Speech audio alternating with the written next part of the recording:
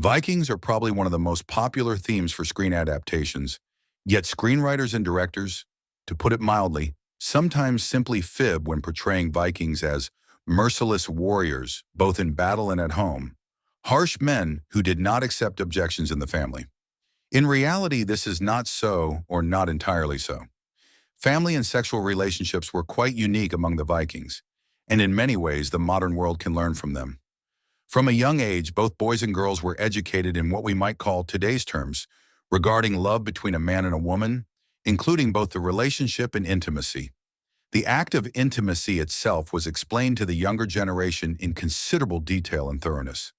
Children knew that physical contact was not the main thing. There was also romance, relationships that form the foundation of building a family, courtship, and marriage.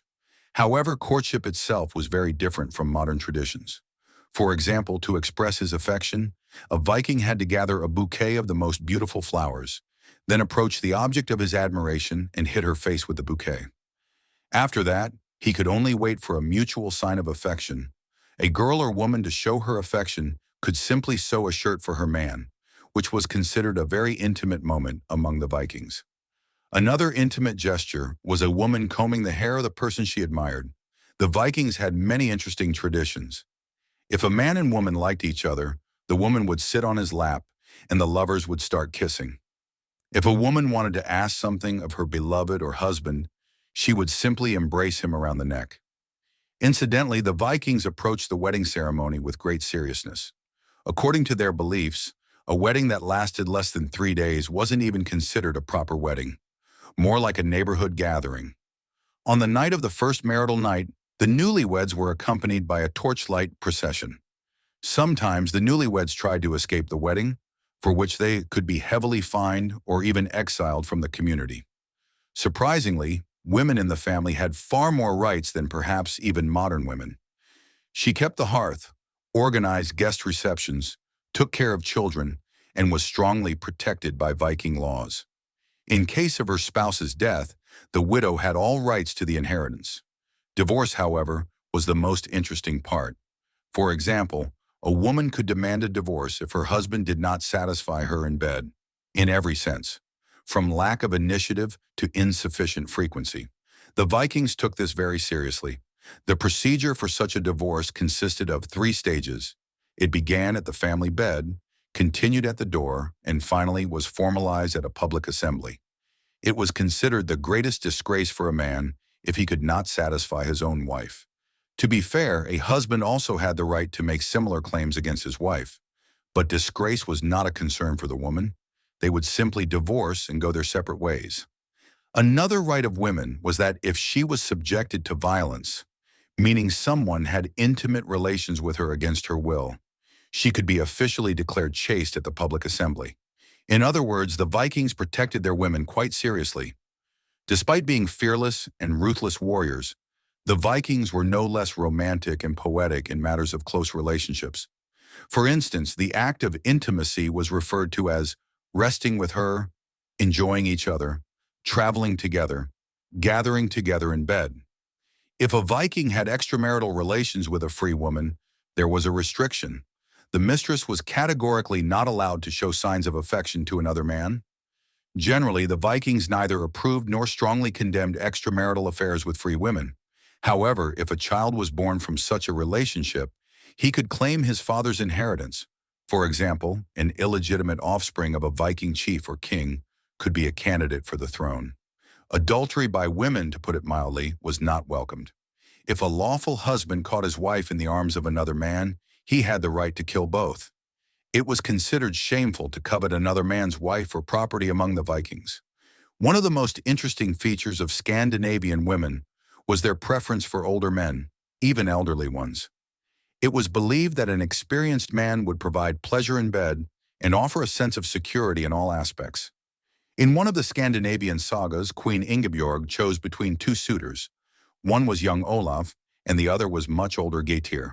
She chose Geitir because, comparing men to trees, Olaf had just begun to sprout leaves, while Geitir had already borne excellent fruit. In other words, the future with a young husband was uncertain, whereas with an older man, everything was clear and certain. However, it shouldn't be assumed that the Vikings were simply chaste and faithful to their wives. Capturing female slaves from other lands allowed Vikings to officially have objects of desire in their homes. Legal spouses did not dispute such arrangements, understanding they had no rights, and sometimes even sent a servant on a campaign with her husband so he wouldn't suffer from the lack of female affection. One of the most interesting aspects of Viking family relationships was the occasional outbreak of so-called women's revolts within communities.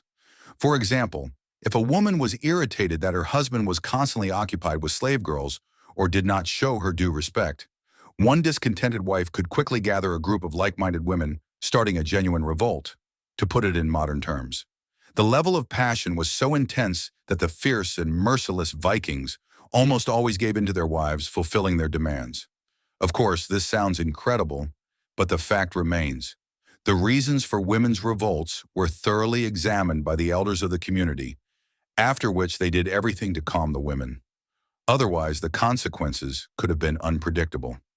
Speaking of captive women who became slaves and servants and had to satisfy all the whims of their masters, it's worth mentioning that homosexual relationships among the Vikings were not officially condemned. Naturally, the passive partner in these relationships was not considered a man and was often despised. Therefore, captured male prisoners were, by default, subjected to violence to strip them of their masculinity, thus robbing them of their status as men for life, believing that a feminized man would be more controllable. However, historians suggest that such relationships also existed among the Vikings themselves, as Scandinavians did not condemn such relationships and were relatively tolerant. It was believed that a friend would help a Viking in all matters and undertakings, but a man by firm conviction would no longer be able to stand up for himself, which contradicted the principle of the Nordic ideal. Therefore, the passive role in intimacy was considered cowardice. Again, touching on the names for passive men, despite the contempt felt towards them, they were given quite poetic and insulting titles: a cowardly poet, a lawbreaker, a truce breaker, a shameful pillar, a practitioner of feminine magic. Although such relationships are not mentioned in official Viking history, the church began to speak out against them in the 10th and 11th centuries as Christianity spread through Scandinavia. Thus, it can be assumed that such relationships did exist. The Viking society was complex and multifaceted, blending brutal warrior culture with nuanced social and familial dynamics. Their approach to relationships, courtship, and family life reflects a balance between tradition and practicality, often challenging modern perceptions of gender roles and social norms. The Vikings' ability to maintain strong, respectful relationships while also engaging in practices that might seem contradictory today highlights the adaptability and resilience of their society. This blend of toughness and tenderness, of strict codes and flexible norms, makes the study of Viking social life both fascinating and instructive.